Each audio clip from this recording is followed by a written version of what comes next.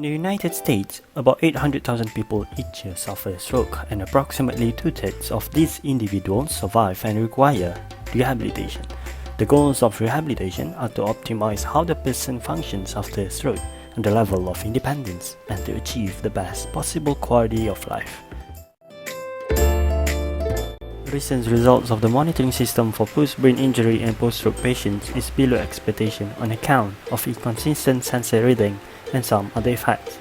Even so, the upsurge of COVID-19 worldwide makes the hospital a harmful place for the post-stroke and post-brain injury patients to undergo rehabilitation in the hospital. Objectives: to investigate effective detection in conventional language rehabilitation program on aphasic patients in post-brain injury and post-stroke stage, to determine the pressure on post-brain injury and post-stroke individuals' paretic upper limbs, to understand how brain injury and stroke affected their location on the body, paretic and non-paretic side, to analyze patients' heart rate and pulse to observe how brain injury and stroke inconvenience towards their breath and physical movement.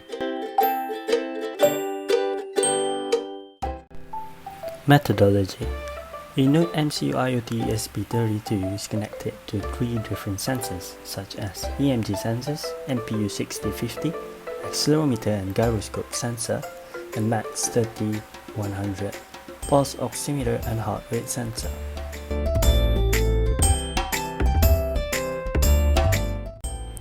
Block diagrams: these three sensors acted as inputs for the microcontroller, which then goes through interface process and the data will be stored in the database.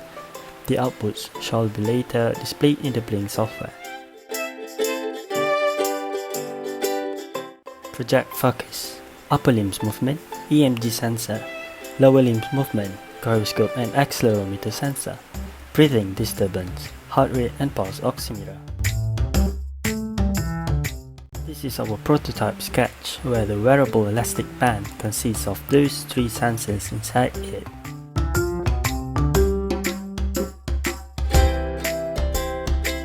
We will be using Arduino IDE software to command and program the microcontroller Node MCU IoT ESP32.